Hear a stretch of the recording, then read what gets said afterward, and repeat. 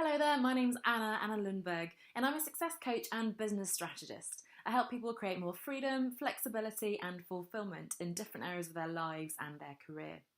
Now, this video this week is a little bit personal. I wanted to share a little bit about my own transition and particularly about when I quit my job.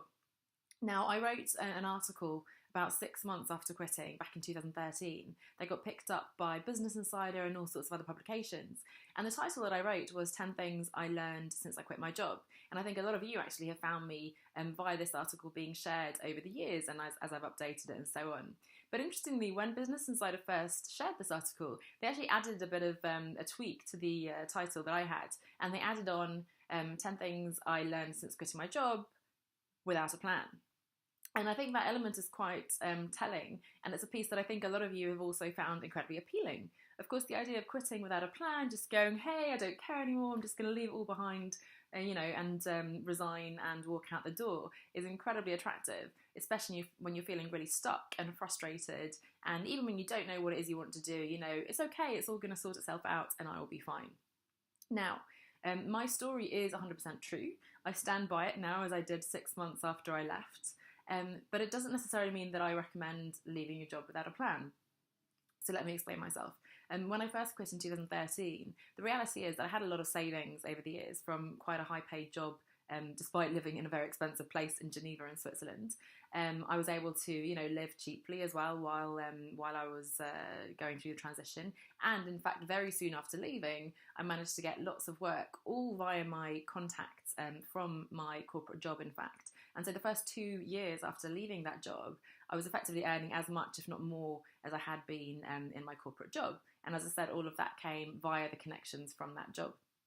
Now, although I hadn't planned that obviously worked out quite well, except for the fact that I basically ended up in doing exactly what I'd been doing before, just sort of on a contract basis. So I was still working really hard in this corporate environment, so-called 9 to 5, and then I had lots of time to travel in between. So that was definitely an advantage and definitely a step in the right direction. But it wasn't what I'd given up that job for. It wasn't the big freedom, flexibility, fulfillment piece that I had really been striving towards.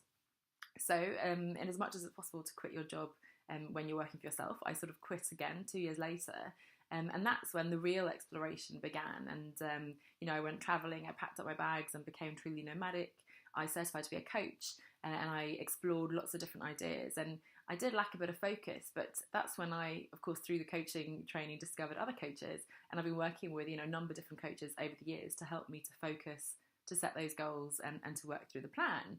And it's only now this year, and in particular since I've come back to London, that I'm really sort of knuckling down, really clear on what it is I want to achieve in the next few years, taking the business really seriously. And again, in fact, just yesterday, I've committed to 1 year of coaching with my coach, who I've been working with the last 3 months, to now really focus and become, as she says, the CEO of my company and not just the super employee, and get all these systems and so on in place.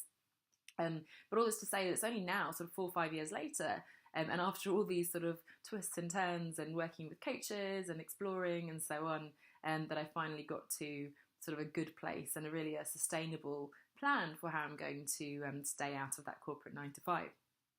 So when I'm talking about a plan, I don't mean that you need to have an exact sort of roadmap and, exact vision of what it is you want to achieve, every single step you're going to take, every deadline and so on.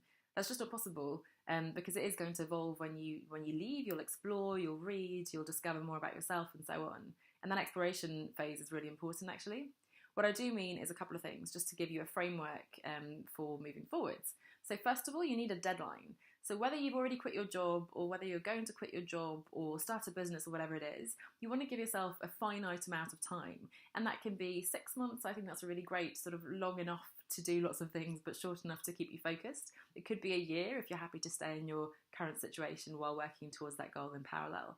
But just having that deadline will help to make sure that you stay really focused. You know that you have that sort of finite time when you're going to be making a decision, handing in your resignation or whatever it is.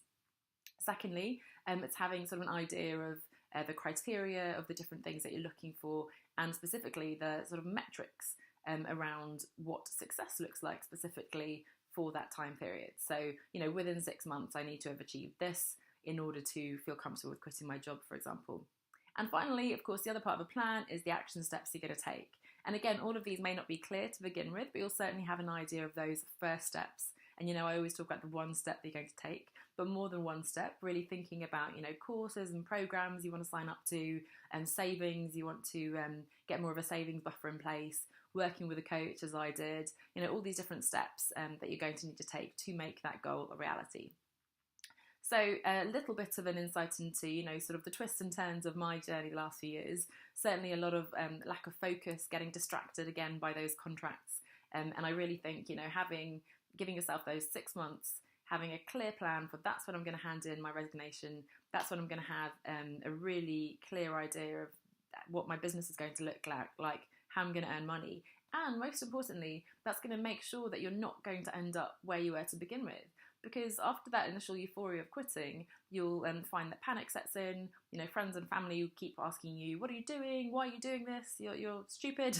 This is never going to work. And their fears sort of come at you. So having that clear goal and a plan, and importantly, the support system around it, is what's going to make you successful and prevent you from having to go back to that job again, or to another similar job.